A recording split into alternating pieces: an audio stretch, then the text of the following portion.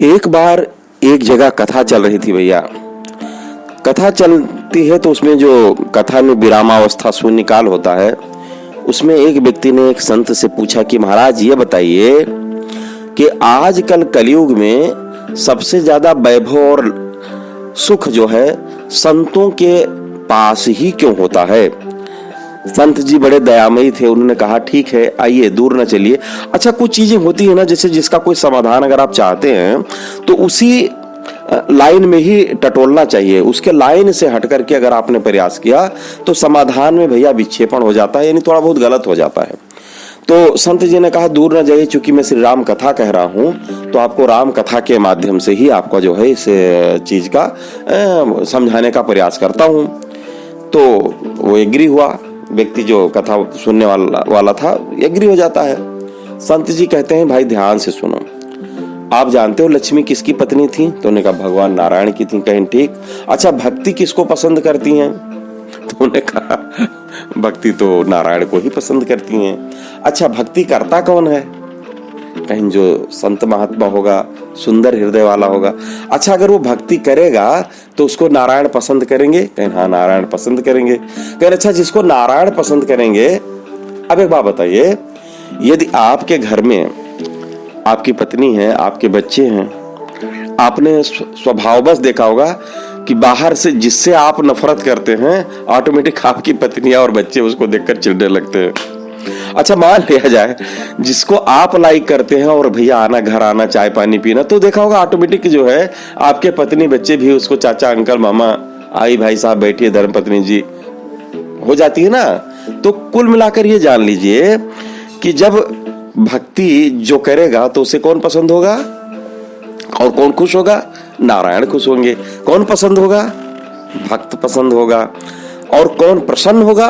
नारायण प्रसन्न होंगे। अच्छा, यदि नारायण प्रसन्न है तो ऑटोमेटिक लक्ष्मी जी क्या करेंगी? खुश हो जाएंगी। तो अब नारायण के मात्र प्रसन्न होने से भक्ति तो उसके पास बनी रहेगी क्योंकि वो करता है, उसने सेलेक्ट किया है, और लक्ष्मी ऑटोमेटिक उसके पास आ जाएंगी। तुलसीदास जी महाराज जी ने लिखा है, बहुत ही अच्छी बात लिखी भैया, कि जिम सरिता सागर महु जाहि यद्यप ताहि कामना नहीं, तिम सुख संपत्ति बिना बुलाए धर्मशील पहि जाए सुभाए। भैया अगर वो धर्मशील का मतलब क्या है? भक्ति कौन करेगा? जो सनातनी होगा, जिस पर भगवान पर विश्वास होगा, जो ये मानता हो कि हमारे आदिअंत नारायण विष्णु ही हैं, तो जाहिर सी बात है कि उसके अंदर धर्म कूट कूट कर भर ही जाएगा। और अगर धर्म है तो जैसे फलदार वृक्ष झुक जाते हैं, वो जो धर्मानुरागी होता है, धर्म में अनुराग करने वाला होता है, वो सदा विनम्र हो जाता है।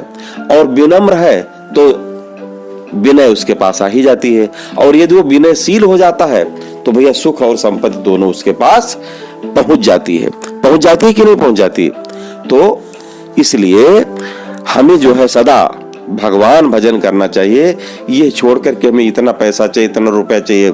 हमने देखा है कि जो संत आत्मा होते हैं, संत आत्मा का मतलब नहीं कि ऑरेंज कलर का जो है भगवा पहन लिया बस वो संत हो गए। संत पैंट बूशर्ट पहनने के लिए भी संत होते हैं। संत का मतलब होता है जो विचार से, जिसका मन अपवित्र है, वो चाहे जितना बड़ा भैया लंगोटा पहन ले, वो संत नहीं हो सकता। और जो विचार जिसका निर्मल है, वो वस्त्र उसके लिए कोई मायने नहीं रखते, है ना। कंगन पहनने से जैसे हाथ की वेशभूषा नहीं होती, ऐसे मन को सुचारू रूप से यदि जो है अगर आप नहीं चलाते तो फिर उस हृदय में भगवान कहाँ विराजमान होंगे। और यदि आपके हृदय में भगवान विराजमान है तो भक्ति का अंकुरण फूटेगा ही। और भक्ति अगर जागती है तो भगवान उसे पसंद करेंगे। और यदि भगवान पसंद करते हैं तो माँ लक्ष्मी भी उसको पसंद करती ही है। तो आप समझ गए ना कि आज के युग में संत क्यों वैभवशाली होते हैं, संत क्यों सुखी होते हैं। जय सिया राम।